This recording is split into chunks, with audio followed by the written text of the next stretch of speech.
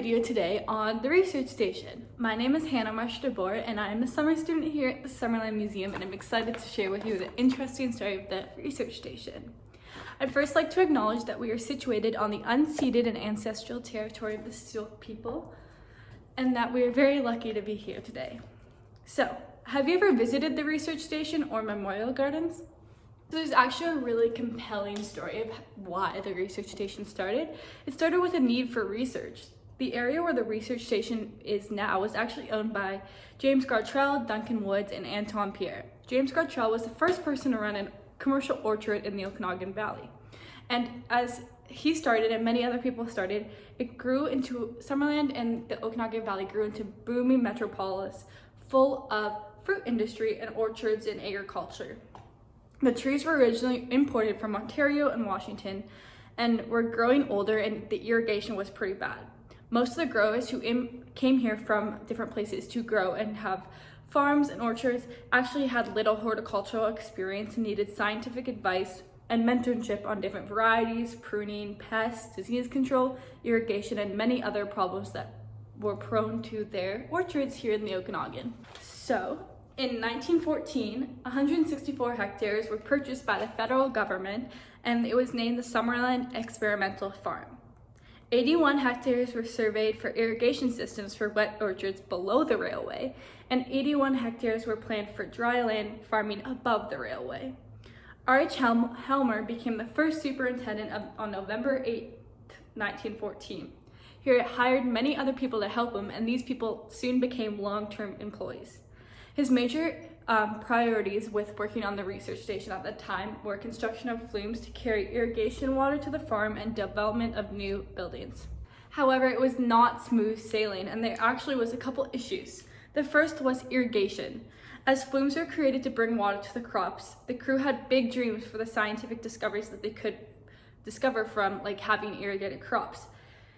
In 1915, one of the directors of the experimental farms in Canada made final agreements with the municipality to allow water to be carried across Trout Creek to the experimental garden for their irrigation.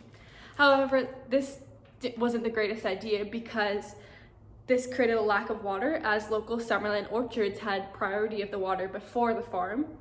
And just when the crops would start to mature, the water supply would be shut off. In August 1917, Helmer said in his notes that there was not a drop of water in the flumes.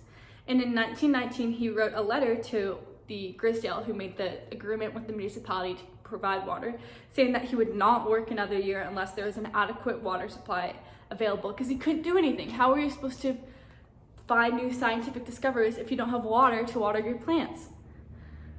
However, it does not seem like he stuck to his promise to Grisdale, and he continued working until 1923, when a pump house was installed upstream in an agreement between the experimental farm and the municipality.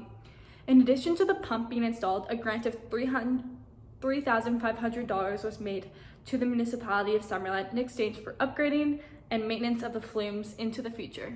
The life on the experimental farm was pretty interesting. In the years when there was little progress made because of the lack of adequate water supply, advancements were made elsewhere. Wages for the laborers were $2.50 a day, and the average workday was 10 hours.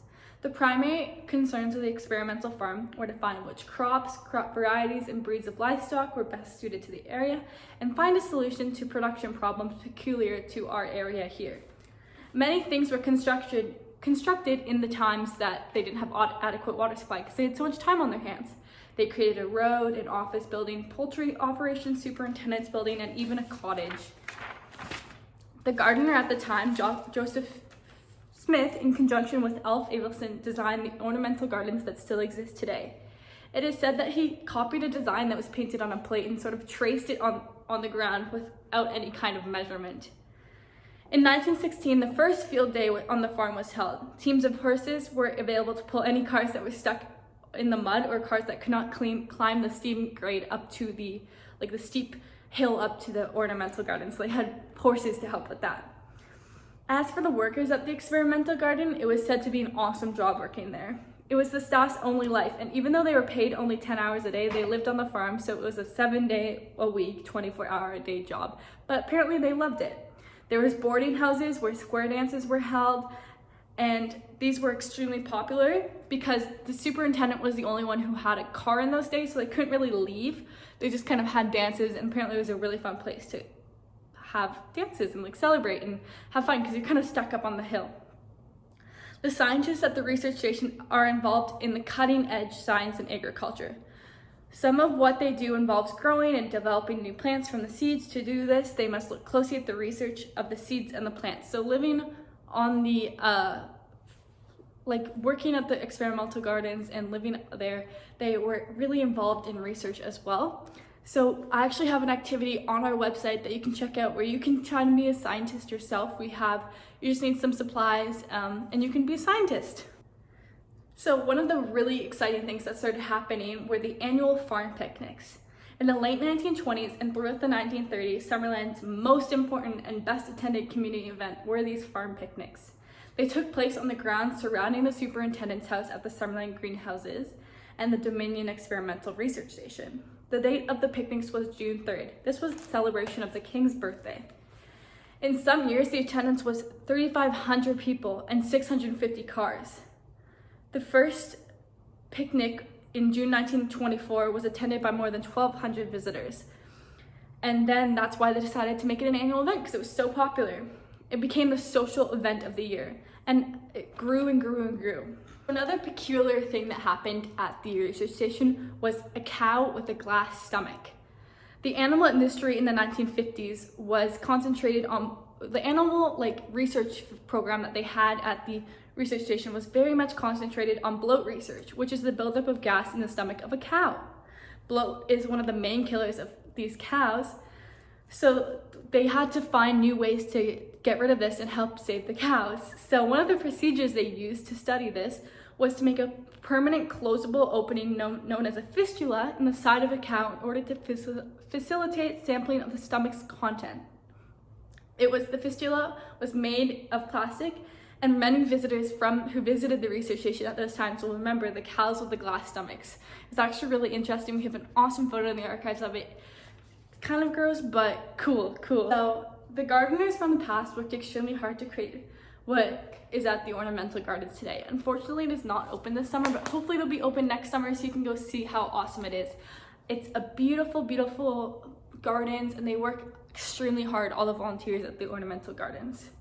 They usually take journals actually of the gardens to track what is happening and if anything needs to be changed. You can actually do this too. So on our website, we have a garden journal that you can take and take a journal of your garden, see what flowers are blooming, what's being picked, what you planted. And so you can appreciate your garden and see it and sort of journal about it.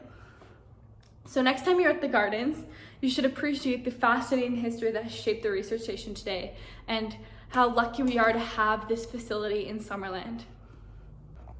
So thanks for tuning in today. There'll be another YouTube video next week on, I believe, the fall fairs. And yeah, thank you.